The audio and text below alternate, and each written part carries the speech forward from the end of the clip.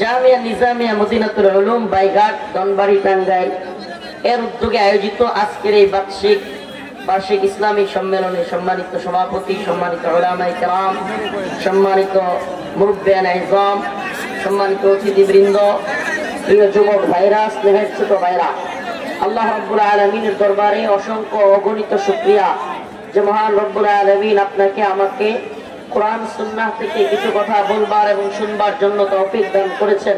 সেই জন্য অন্তরস্থল থেকে কালিমাতুশ শুকর আদায় করে স্বতঃস্ফূর্ত আওয়াজ করে বলি আলহামদুলিল্লাহ। আর জোরে আওয়াজ করে বলি আলহামদুলিল্লাহ। আকাশ বাতাস কাঁপিয়ে এই পৃথিবীকে আমরা জানিয়ে দেই আমরা হিন্দুত্ববাদী ভারতকে, ইসকনকে, রকে ভয় পাই না। আমরা আল্লাহর সৈনিক, আমরা গোলামি করি কার? একটু আগে একবার পোস্ট দেখলাম, খুব ভালো লাগছে যে ইন্ডিয়া যেই পরিমাণে দাদাগিরি শুরু করছে, যেগুলো আমাদের সীমান্তের কাঁটাতারের বেড়া ভেঙে তারা নাকি ঢুকে যাবে। একজন পোস্ট করছে যে ভাই আমাদের সবারই সীমান্তে কেচি নিয়ে যাওয়া দরকার, চাকু নিয়ে যাওয়া দরকার, ঢুকা মাত্র এগুলোর মুসলমানি করা দিতে হবে। ঢুকা মাত্র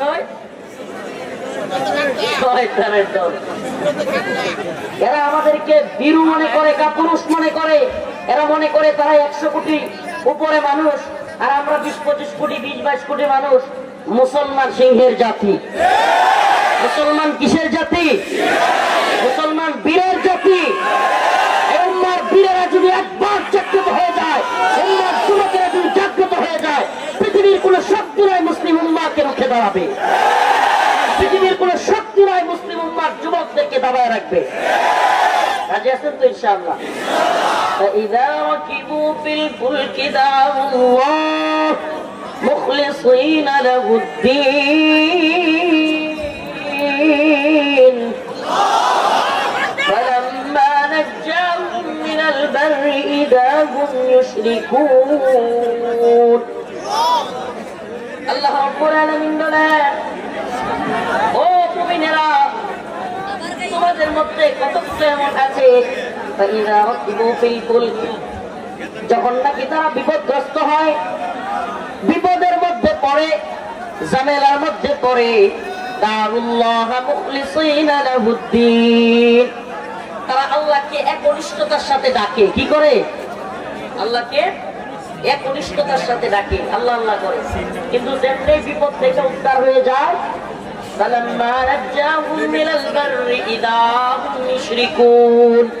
বিপদ থেকে উদ্ধার হওয়ার সাথে সাথে আল্লাহর সাথে নাফরমানি করে। আমাদের সমাজে এমন লোক আছে না নাই? বিপদে বললে কি করে? আল্লাহ বিল্লাহ করে। কিন্তু বিপদ থেকে উদ্ধার হয়ে গেলে আর ভলান্টিয়ারগিরি করেন না, দয়া করে। ভলান্টিয়ারগিরি করে ঝামেলাটা পাকাইতেছে। যারাই বলতেছে বসেন, খারাপ করেন, এগুলো বলে আর চিল্লাইতেছে। এই মাইক সরাই দিব কিন্তু একেবারে জবান চোখ, একবারে মুখে হাত দেন। কেউ কাউকে বসতে বলবেন না, কেউ কাউকে দাঁড়াতে বলবেন না। বললে হাত দিয়ে ইশারা করে বলবেন। এই এখনো যেটা কথা বলতেছে দৈরা মঞ্চ নিয়ে আসেন। চোখ একবারে পিন পতন নীরবতা, একটু ধৈর্য দিয়া। মুসলমান ইমানদার, এখন তো মুসলিম যুবকদের ইউনিটি এমন হওয়া উচিত যে এক একটা যেন সেনাবাহিনী, আর আলেমরা হবে কমান্ডার।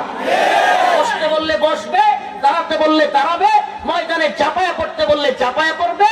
শাহাদাতের তামান্না নিয়া শাহাদাতের জন্য ময়দানে অবতীর্ণ হতে হলে ময়দানেই চলে যাবে। এরকম হইতে হবে। ভ্যানগার্ড আলেমরা বলবে দাঁড়াও, দাঁড়ায় যাবে, বসো, বসে যাবে। কোনো কথা হবে না, কথা হবে না, আওয়াজ হবে, আওয়াজ হবে। আলেমদের কথার সাথে এক একটা যেন সেনাবাহিনীর মতো যুব সমাজ হয়ে উঠবে। আজকে যদি ডাক আসে, ওলামায়ে কেরামকে আজকে দেখলাম প্রধান উপদেষ্টা সকল দল মতকে ঐক্যবদ্ধ করে ডাক দিয়েছেন ভারতের বিরুদ্ধে। স্বাধীন স্বাধীন একটা গন্ধ পাইতেছে, ভালো লাগতেছে। এতদিন পর্যন্ত হাসিনার এই ভারতের গোলামি দেখতে দেখতে এখন যখন ভারতের হুমকি দুমকির পরেও বাংলাদেশ থেকে পাল্টা বিবৃতি যায়, স্বাধীন স্বাধীন একটা গন্ধ পায়। আমাদেরকে মনে হয় যে হ্যাঁ, আমরা ভারতের গোলাম নই, আমরা আল্লাহর গোলাম। আমরা কার গোলাম? আল্লাহর গোলাম। না 313 জন হইতে পারে, 300 কোটি কেউ ভয় করে না। রাসূল বলেছেন বলেছেন আমার উম্মতের কোন বাহিনী যদি 12,000 হয়, কয় হাজার? আমার উম্মতের কোন বাহিনী 12,000 যদি হয়, পৃথিবীর কোন পরাশক্তি নাই তাদেরকে পরাজিত করে। কাম মিন ফিয়াতিন কালিলা গালাবাত ফিয়াতান কাসীরাতান বিইذنিল্লাহ। আমার উম্মতের ছোট ছোট দল বড় বড় দলকে পরাজিত করবে। সুবহানাল্লাহ, সুবহানাল্লাহ। সাইফুদ্দিন কুতুজের একটা গল্প মনে পড়ছে, ইতিহাস, ঐতিহাসিক ঘটনা বলবো। ইমাম সাইফুদ্দিন কুতুজ মঙ্গোলীয় তাতারিদের আগ্রাসন যখন ভয়াবহ, তাতারিদের নাম শুনছেন? তাতারিদের নাম শুনছেন? মঙ্গোলীয় বাহিনী, মঙ্গোলীয়, বর্তমান চীনের আশপাশে একটা রাষ্ট্রের নাম মঙ্গল। এই মঙ্গোলীয় তাতারিরা গোটা পৃথিবীতে ত্রাসের রাজত্ব তৈরি করেছিল। খুব পৃথিবীর সবচাইতে জ্ঞান বিজ্ঞানের শহর ইরাককে, বাগদাদকে এই তাতারিরা মাটির সাথে মিশিয়ে দিয়েছিল। আপনারা হয়তো অনেকেই যারা ইতিহাস পড়েছেন চেঙ্গিস খান, হালাকু খানদের কথা শুনেছেন। ওই চেঙ্গিস খান, হালাকু খানদের বংশধরদেরকে দেখলে সবাই ভয় পাইত। এরা জীবন্ত মানুষকে কামড়ায় পর্যন্ত খাইয়া ফেলতো। এরা এত বেশি বর্বর ছিল। কি ছিল? এরা এত বেশি বর্বর ছিল, বেশি রাগ উঠলে এরা মানুষের গাড়ি গিয়ে কামড় দিত। এই চেঙ্গিস খান, হালাকু খানরা যখন অপরাজয়, সব দিকে তাদের জয়গান, সেদিকে চেঙ্গিস খান, হালাকু খানদের বংশধররা যায়, মঙ্গোলীয়রা, তাতারীয়রা যায়, সেদিকে মানুষ ভয়ে থরথর করে কাঁপে। অনেকে ঘরবাড়ি ছেড়ে দেয়, অনেক বাচ্চারা পর্যন্ত, অনেক বড়রা পর্যন্ত ভয়ে আতঙ্কে প্রস্রাব করে দিত। মঙ্গোলীয় তাতারীদের ইতিহাস পড়লে এগুলো পাওয়া যায়। একজন আমাদের সালাফ, আমাদের আকাবির, আমাদের মুরব্বী, সুবহানাল্লাহ, ইমাম সাইফুদ্দিন কুতুজ, যিনি ছিলেন দাস, কৃতদাস। কি ছিলেন? দাস। এই সাইফুদ্দিন কুতুজ দাস হিসেবে মঙ্গোলীয়দের কাছে বিক্রি হয়েছিলেন, কিন্তু তাদের ঘরে, তাদের কাছে বড় হচ্ছে, কিন্তু ঈমানের তেজ এত বেশি ছিল, তাদের কাছ থেকে পালিয়ে এসে সাইফুদ্দিন কুতুজ বিশাল এক বাহিনী তৈরি করলেন। সুবহানাল্লাহ। ইতিহাস সাক্ষী, মঙ্গোলীয় তাতারীদেরকে কেউ যখন থামাতে পারতেছিল না, হালাকু খান, চেঙ্গিস খানদের বংশধররা মানুষের মাথা খেয়ে ফেলত। এমন অবস্থায় কোন সম্রাট, কোন রাজা বাদশা পর্যন্ত হালাকু খান, চেঙ্গিস খানদের মোকাবেলা করবার সাহস করে নাই।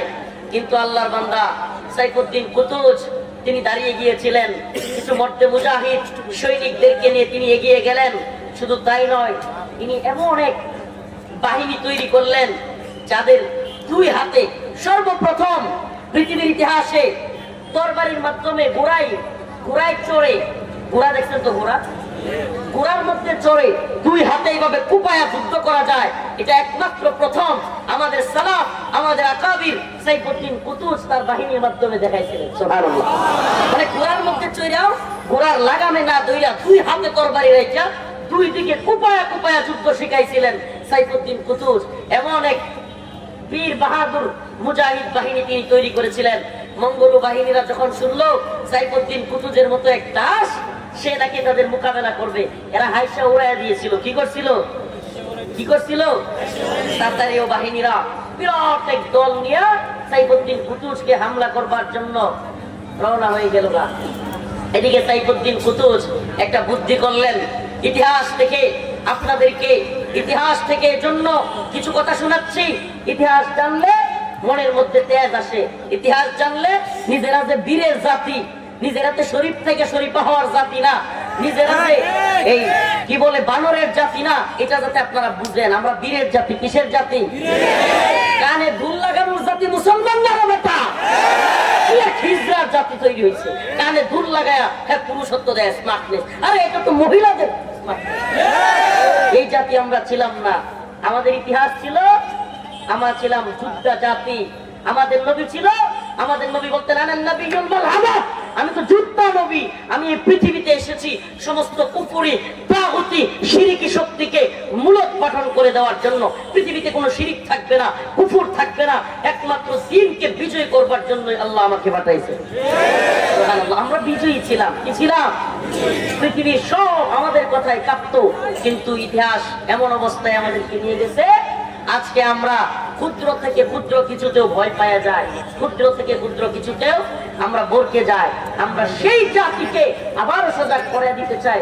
ঘুমন্ত সেই শিয়ালটাকে, ঘুমন্ত সেই ভাগটাকে, ঘুমন্ত সেই সিংহটাকে আবার জাগ্রত করতে চাই আমরা।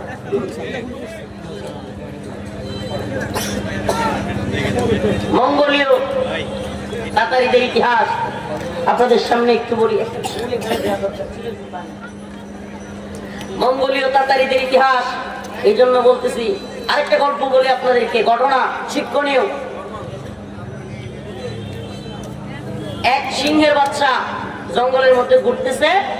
এক চাচি ওই সিংহের বাচ্চাকে তার বকরির বাচ্চার সাথে ধরে নিয়ে আসছে। ছোট বাচ্চা, একদম ছোট বাচ্চা, হয়তো তার মাকে ছাইরা সিংহের বাচ্চা ঘুরতেছে বকরির সাথে। মুরব্বী এক চাচি, জঙ্গলের পাশে বাড়ি, ওই চাচি ওই সিংহকে নিয়ে আসছে।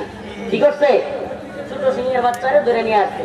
এখন সিংহ ছাগলের দুধ খায়, বকরির বাচ্চা যেগুলো ছিল সেগুলো তার দুধ খায়, একসাথে দুধ খায় বড় হয়েছে। এখন কিছুদিন যাওয়ার পরে ছাগল যেটা ছিল এটা কি হয়েছে? সিংহ যাইছে, সিং দিয়া ওই সিংহের বাচ্চারা গুতা মারে। আর সিংহের বাচ্চা কান্দে আর কয়, আরে আল্লাহ, আমার দুটো সিং দিলা না, আমি ওরে গুতা দিতাম।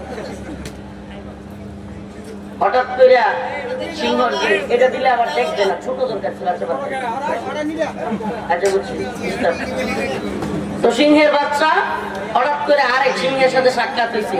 সে যখন কান্না করতেছে তখন তাকে ওই সিংহ বলতেছে, কিরে কেন কান্দিস?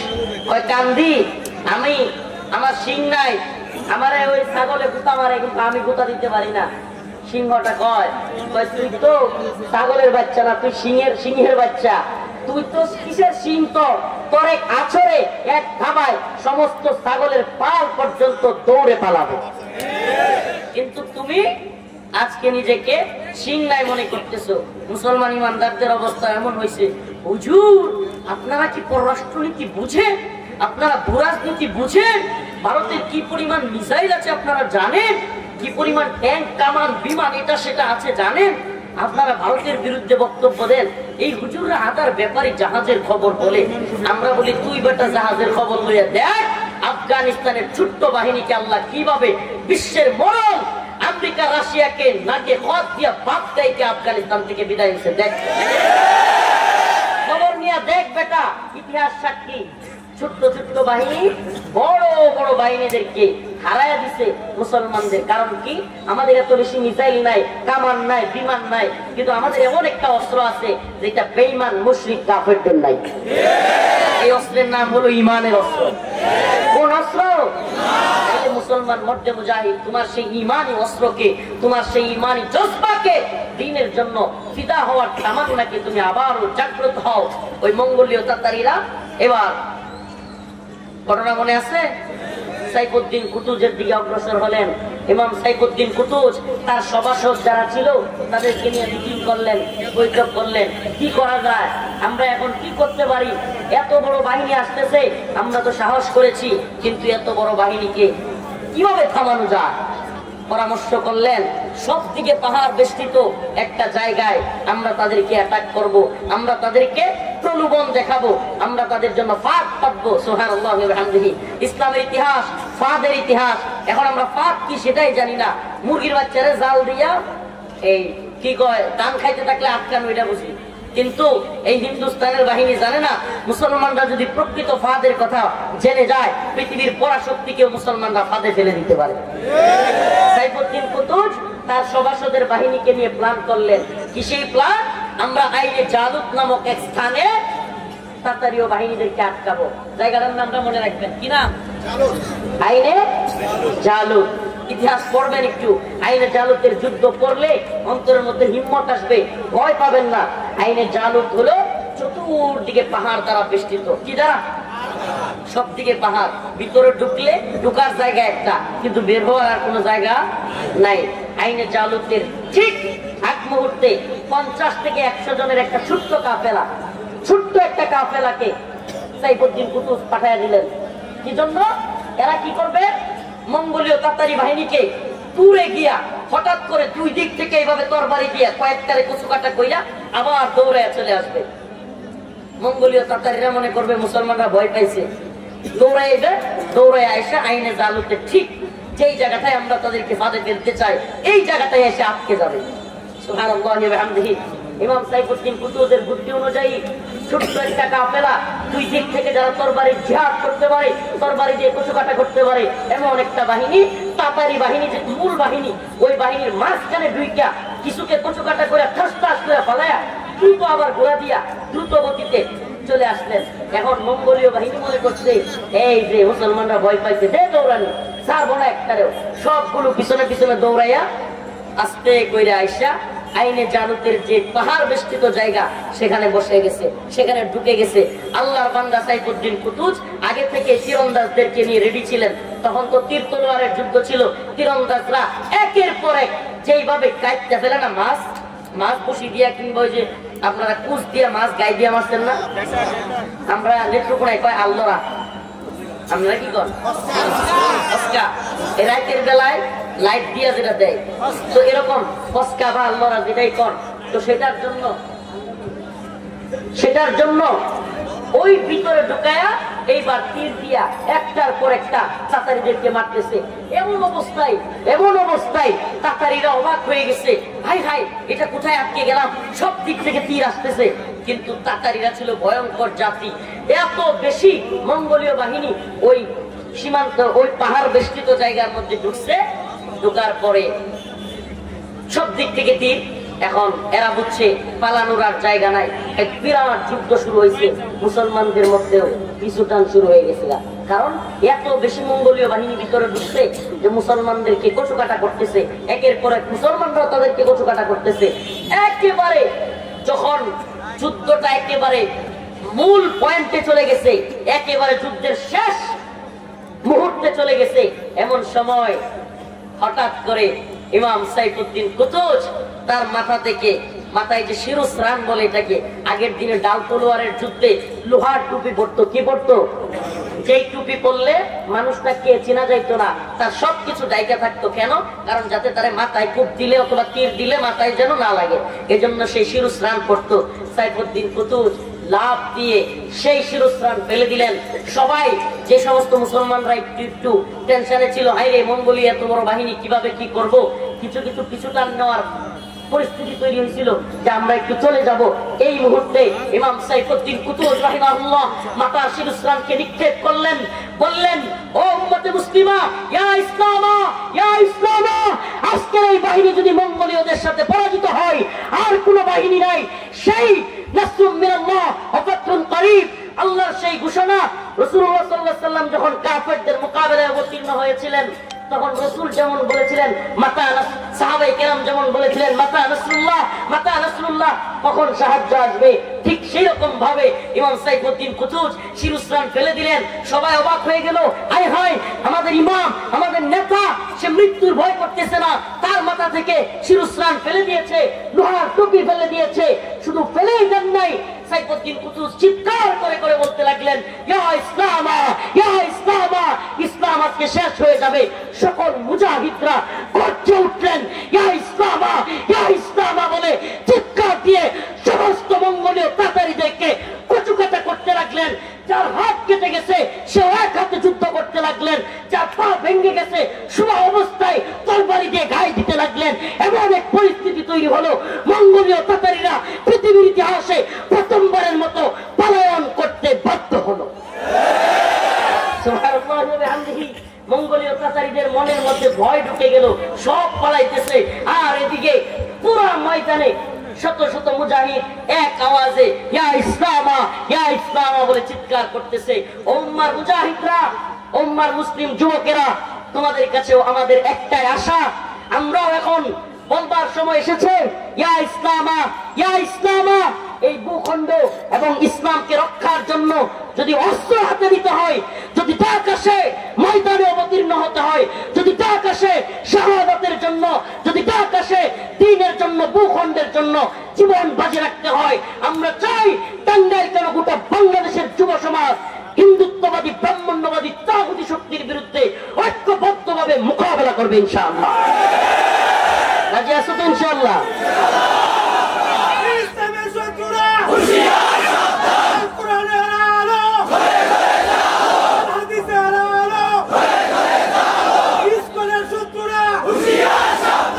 ইসকনের দালালেরা, ইসকনের শুধু তো আমরা। প্রিয় ভাইরা আমার, বন্ধুগণ আমার, আজকে এই হয়ে গেছে, মিস্টেক হয়, এগুলোর জন্য হাসতে নাই। মানুষ আমাদের একটা সামাজিক ভাবে একটা বাজে কালচার হয়েছে, মানুষ ফ্লিপকার্টে পয়লা পাও ভাঙার অবস্থায় হাসতেছে কিল করে। এগুলো করা যাবে না। কিছু কিছু কাজ অনাকাঙ্ক্ষিত ঘটে যায়, কিন্তু সেই সময় হাসতে নাই, ওই ভাই লজ্জিত হওয়ার চান্স আছে, কষ্ট পাওয়ার চান্স আছে। ঠিক আছে তো ইনশাআল্লাহ? প্রিয় হাজিরিন, যে কথা বলতেছিলাম, মুসলিমরা যদি গর্জে ওঠে, পৃথিবীর ইতিহাস সাক্ষী। আরে আমরা তো প্রায় 20 কোটি, সুবহানাল্লাহ। রাসূল বলেছেন 20 কোটির দরকার নাই, আমার উম্মত যদি 12,000 হয়, কয় হাজার? 12,000-এর একটা বাহিনীও হয়, আর আল্লাহর উপর আস্থা অটল অবিচল থাকে, ইসলামের কোন ভূখণ্ড দখল করবে এমন কোন শক্তি পৃথিবীতে এখনো জন্মায় নাই। তাইলে আমরা তো 12,000-এই, সুবহানাল্লাহ, 12,000-এ আমরা মনে করি যে আলহামদুলিল্লাহ, কারণ রাসূল আমরা বিশ্বাস করি না। হ্যাঁ, মুহাম্মদ আরবির 2 ঠোঁটের মাঝখান দিয়া জীবনে কোনোদিন মিথ্যা কথা বের হয় নাই। মুহাম্মদ আরবির 2 ঠোঁটের মাঝখান দিয়া জীবনে কোনোদিন মিথ্যা কথা বের হয় নাই। অতএব আমার রাসূল বলেছেন আমরা বিজয়ী হব, খারাপ বিজয়ী হবে, আমরা শহীদ হইতে পারি। আমাদের মোল্লা ওমর বিজয় দেখে যাইতে না পারেন, কিন্তু বুশের সারা কেমন দ্বারা ঠিকই পরাজিত হয়েছে। মোল্লা ওমরের বাহিনী বিজয়ী হয়েছে কি হয় নাই? অতএব আমাদেরকে দ্বীনের তামান্না নিয়ে, শাহাদাতের তামান্না নিয়ে রেডি থাকতে হবে। দ্বীন বিজয়ের জন্য, ভূখণ্ড রক্ষার যে কোনো আন্দোলনের জন্য আমাদেরকে তৈরি থাকতে হবে। প্রিয় হাজিরিন, প্রিয় উম্মাহ, আপনাদের কাছে একটাই মেসেজ। আল্লাহ রাসূল বলেছেন, আল কাইয়িসু মান দারা নাফসাহু ওয়া আমিলা লিমা বাদাল মাউত ওয়াল আজিজু মান আতবা নাফসাহু হাওয়াহা ওয়া তামান্না আলাল্লাহ। আল কাইয়িসু মান দারা নাফসাহু ওয়া আমিলা লিমা বাদাল মাউত, জ্ঞানী তো সেই ব্যক্তি যে কিনা তার সামান তৈরি করে, চলে যাওয়ার আগে কি করে? সামান তৈরি করে। ওয়াল আজিজ, আর নির্বোধ বোকা, মান আতবা নাফসাহু হাওয়াহা, যে নফসের পূজারি, নফস যা বলে তাই করে। আর খালি আশা করে, আর কি করে? নফসের পূজা করে, আর কি করে? আশা করে খালি যে আমি কিছুদিন পরে টাকাওয়ালা হবো, হজে যাব, কয়েকদিন পরে নামাজটা ধরিয়ে ফেলবো, এই ধরনের খালি আশা করে। আর আল্লাহ মাফ করে দিবে, আল্লাহর কাছে আমি অনেক বড় আল্লাহর ওলি হয়ে যাবো, নামাজ ধরালাম, এই চিন্তা করে লাভ নাই। প্রিয় হাজিরিন, এজন্য বলি প্রস্তুতটা আগে ভাগে নিতে হবে। ফাইদা রাকিবু ফিল ফুলক দাউল্লাহ মুখলিসিনা লাহুদ্দিন, আল্লাহকে বিপদে বললে আমরা সবাই ডাকি, কিন্তু ফালাম্মা নাজ্জাহুম ইলাল বার, কিন্তু যখন বিপদ চলে যায় ইরাহুম মুশরিকুন, আবার নাফরমানি শুরু করে দেয়। আমরা কি নাফরমানি করব? হাসিনার বিপদ চলে গেছে, এইজন্য আল্লাহ নাফরমানি করব? হ্যাঁ, নতুন করে আমরা জালিম হয়ে যাব? হ্যাঁ, জালিম হব? জালিম হওয়া যাবে না, কেউ কারো উপর জুলুম করা যাবে না। আমরা বরং মুসলমান ভাই ভাই কি? আমি তো বলি হিন্দুত্ববাদীরা আমাদের ভাই সাইফুল ইসলাম আলিফকে হত্যা করে খুশি হইতে পারে, কিন্তু আমি বলি তোদের খুশির কারণ নাই। এক সাইফুল ইসলাম আলিফ ভাইয়ের হত্যার মাধ্যমে গোটা জাতি হিন্দুত্ববাদী ভারতের বিরুদ্ধে এখন ঐক্যবদ্ধ। এই শত্রুকে মোকাবেলা করার জন্য মুসলমান প্রস্তুত, আলহামদুলিল্লাহ। উম্মার যুবকেরা প্রস্তুত তো? যুব সমাজ প্রস্তুত? ডাক আসলে প্রস্তুত ইনশাআল্লাহ? হিম্মত আছে তো? নাকি হিন্দুত্ববাদী প্রশাসনকে দেখে ভয় পাবেন? 3টা জাতি হবে, 3টা। কয়টা? আমাদের মুসলমানদের মধ্যে রাসূল বলেছেন গাজওয়াতুল হিন্দে 3টা দল হবে। কয়টা দল? নাম্বার 1, একটা দল থাকবে যারা কিনা হিন্দুত্ববাদীদের বিরাট বড় বাহিনী দেখায় ডরায় পলাইব। এটির মধ্যে কিছু রাজাকার হইব, খালি পাকিস্তানের রাজাকার না, রাজাকার কিন্তু ভারতেরও আছে। এদেশে আওয়ামী লীগ, ছাত্রলীগ, যুবলীগ হইলো, ভারত যদি যুদ্ধ করে আল্লাহ না করুক, এরা হইব বাংলাদেশের সবচেয়ে বড় রাজাকার। এরা সবচেয়ে বড় রাজাকারগিরি করবে। কারণ কি? এদের প্রথম কাজই হবে, ভারত যদি আল্লাহ না করুক দেশে হামলা করে, প্রথম কাজই হবে জামাত, হেফাজত, বিএনপি এ সমস্ত দলের লোকদের বাড়ি ঘরে গিয়ে হামলা করা। এদের আর কোনো কাজ নাই, এদের দেশের দরকার নাই, ইমানের ইসলামের দরকার নাই, এদের কাজই হলো ক্ষমতা আর ক্ষমতা। এই লুবে যারা লুবাতুর, এরা দেশের শত্রু হইতেও দ্বিধা করবে না। আপনি দেখেন ইসকন মুসলমানদেরকে এইভাবে হত্যা করছে, সেনাবাহিনীর উপর আক্রমণ করছে, এরপরেও দেখবেন আপনার এলাকার বা বিভিন্ন এলাকার যুবলীগ, ছাত্রলীগ ইসকনের পক্ষ নিচ্ছে। এতে কি বোঝা যায়? যেই ব্যক্তি মুসলমানকে হত্যার পরে সনাতন ধর্মের বা ইসকনের পক্ষ থাকতে পারে, সেই ব্যক্তি দেশের যদি আক্রমণও হয় তাইলেও দেশের বিরুদ্ধে দাঁড়াবে। আল্লাহ পাক এদের থেকে আমাদেরকে হেফাজত করো। জগন্নাথ বিশ্ববিদ্যালয়ে দেখলাম আজকে আবার আরেকটা কি গ্রুপ দেখলাম, সনাতন ধর্মের লোক, অথচ বাংলাদেশের পক্ষে ভারতের বিরুদ্ধে বিবৃতি দিচ্ছে, কথা বলতেছে। এরাও এই যুবলীগ আওয়ামী লীগ ছাত্রলীগ গেছে, এরাও ভালো আছে। ভারতীয় দালালি করে ক্ষমতায় আসার স্বপ্ন দেখা এই যুবলীগ ছাত্রলীগ আওয়ামী লীগের চাইতে যারা তাদের ভূখণ্ডের প্রতি দেশের প্রতি মায়া আছে, এরাও এদের চাইতে ভালো আছে। প্রিয় হাজিরিন, প্রিয় উপস্থিতি, আখিরি পয়গাম আপনাদের নিকট বিনীত আরজি থাকবে, কিন্তু সচেতন হন। শুধু এই গদবাটা কথা শুনিয়েন না, সকালবেলায় চিন্তা যেন না থাকে আগামীকালকে সকালে হাল চাষ কিভাবে করতে হবে, আগামীকালকে থেকে আমার ছেলেটারে কেমনে চাকরি, আর আমি কিভাবে একটু টাকার মালিক হমু, এই চিন্তাগুলো তো করবেনই। দুনিয়ায় থাকতে গেলে দুনিয়া দারুল আসবাব, কিন্তু একটা কথা মনে রাখবেন, শত্রু কিন্তু ভয়ঙ্কর, এবং শত্রু কিন্তু কাঁটাতারের বেড়া এসে সীমান্তে ধাক্কাধাক্কি করতেছে। মুসলমান ইমানদার, সচেতনতা খুবই জরুরি, না হলে মায়ানমারের মতো, কাশ্মীরের মতো, ফিলিস্তিনের মতো ভয়ঙ্কর এক মায়ের খাইতে হবে। এই সচেতনতাটা আমাদের দায়িত্ব। আমরা যারা দাঈ-ইলাল্লাহ দাওয়াতের কাজ করি, উম্মতকে জাগরণের কাজ করি, আপনাদের কাছে আমাদের একটাই রিকোয়েস্ট, একটাই আরজি, আপনি যেন এই কথা বলতে না পারেন, আল্লাহ আমাদেরকে কেউ সজাগ করে নাই, আমাদেরকে কেউ প্রস্তুত হতে বলে নাই। আমি তো বলি এই দলাদলি, এই দলীয় মারামারি ভেদাভেদ ভুলে গিয়ে মুসলমান হাতে হাত রাখেন, ইমানদার হাতে হাত রাখেন, এই দলাদলি ভেদাভেদ বাদ দেন। ইমানের দাবিতে, ভূখণ্ড রক্ষার দাবিতে যে কোনো মুহূর্তে তৈরি থাকেন। মুসলমান ইমানদার কিভাবে তৈরি থাকবেন? প্রয়োজনে এখন থেকে শারীরিক ব্যায়াম শুরু করেন, ফিটনেস শুরু করেন, প্রয়োজনে ছোট ছোট বিভিন্ন ধরনের সরঞ্জাম বানিয়ে রাখেন। অন্তত পক্ষে আমি তো মনে করি ইউটিউব দেখে আর কিছু না পারলেও বাঁশ দিয়া বিভিন্ন জিনিস দিয়া অন্তত এই যে তীর মারণের জিনিসটি হলো রেডি রাখেন। ইনশাল্লাহ 8টা-10টা নামাইরা মরতাম না ইনশাল্লাহ। এত সহজ নাকি? ইনশাআল্লাহ রাজি আছেন তো? আমরা আপনাদেরকে বলি যেভাবে পারবো আমরা ইনশাআল্লাহ ভূখণ্ড রক্ষার জন্য, ইসলাম রক্ষার জন্য, দ্বীন ঈমান হেফাজতের জন্য যে কোনো পরাশক্তিকে আমরা মোকাবেলা করার জন্য, প্রতিহত করবার জন্য তৈরি আছি ইনশাআল্লাহ। আমরা কি মনে হয় এত মনে করি না হুজুর, এই মিসাইল কামান বিমানের যুগে এগুলো কি করতেছেন? যুদ্ধটা আমরাও জানি, ইউক্রেন রাশিয়ার যুদ্ধ লাগছে, মজার একটা ইতিহাস বলি, পারলে ইউটিউবে সার্চ দিয়ে দেখে নিয়ে। রাশিয়া ইউক্রেন যুদ্ধ লাগছে, হঠাৎ করে রাশিয়া এবং ইউক্রেন দুইও দল এমন এক জায়গায় গিয়ে যুদ্ধে আটকে গেছে, সাপ্লাই বন্ধ হয়ে গেছে, আর কারো কাছে অস্ত্র নাই, গোলা বারুদ নাই, সব শেষ। এখন কি হবে? দুই দলের দুই পাশ থেকে ব্রিজ গুলো উড়াইয়া দিছে, মাল আসারও জায়গা নাই, দুই দল আটকে গেছে জঙ্গলের মধ্যে। এখন যুদ্ধ শুরু হয়েছে বন্দুকের নল দিয়া গুতায়। এই যুগে রাশিয়ার মতো পরাশক্তি যদি এই যুদ্ধ হতে পারে, আপনার দেশেও দেখবেন ভারতীয় বাহিনী আন্দাগুন্দার মতো কত জায়গায় যে ঢুকবে। আল্লাহ না করুক, আমরা চাই না যুদ্ধটা, আমরা যুদ্ধটা চাই না, কিন্তু এরা যেইভাবে আমাদের উপর আক্রমণ করতেছে আমাদেরকেও প্রস্তুত থাকতে হবে। কয়েকটা তো বাড়াই বেরলাম, কি কর ইনশাআল্লাহ। এটা ইমানি হালত, এটা থাকতে হবে, এটা বিরাট জিনিস, এটা বিরাট জিনিস। সুবহানাল্লাহ। একটা ঘটনা শোনায়, বাস্তব কাহিনী, শেখ আব্দুল্লাহ আসলাম রাহিমাহুল্লাহ কিতাব তাফসিরে তাওবা, মাশাআল্লাহ, এটার মধ্যে পাইছিলাম ঘটনাটা যে রাশিয়া যখন আফগানে যুদ্ধ করে, এক মর্দে মুজাহিদ ভুলে হাঁটতে হাঁটতে দুইটা ব্যারাক, একটা রাশিয়ার ব্যারাক আর একটা হলো মুজাহিদদের, আফগানদের, তালেবানদের ব্যারাক, হঠাৎ করে ভুলে হাঁটতে হাঁটতে রাশিয়ার ব্যারাকে চলে গেছে। ভুলে কোথায় চলে গেছে? রাশিয়ার ব্যারাকে।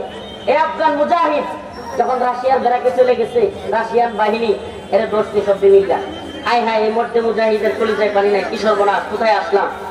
এখন রাশিয়ার বাহিনী কয়, কিরে তোরা নাকি মুসলমান, তোরা নাকি ফু দিয়া অনেক কিছু করে ফেল, আজকে যদি এই যে ফু দিয়া বালু দিয়া এই ট্যাঙ্ক ধ্বংস করতে না পারো, তাহলে তোরা এখানে আমরা শেষ করে দিব। আল্লাহর বান্দা কয়, আল্লাহ এত বড় মুসিবতে পড়ে গেছে, আল্লাহ হাই সুবহানাল্লাহ, আমরা তো কিছুই পারি না, আল্লাহ আপনি তো সব করেন। আল্লাহি তাফসীরে তাওবার মধ্যে আব্দুল্লাহ আসলাম রাহিমাহুল্লাহ লিখেছেন, ওই আল্লাহর বান্দা মর্দে মুজাহিদ বাস্তব কাহিনী, খুদ রাশিয়ান বাহিনী পর্যন্ত স্বীকার করেছে।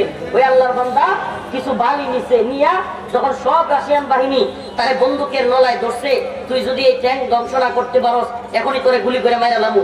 এই আল্লাহর বান্দা কানতে কানতে চোখের পানি ফেলে দিয়া আল্লাহর কাছে কয়, আল্লাহ জীবনেও তো বুঝিলে কিছু হবে না, আল্লাহ আপনি তো সব পারেন, কইয়া কতগুলো বালু নিয়া ট্যাঙ্কের মধ্যে মারছে, ঠাস করে ব্রাস্ট হয়ে গেছে।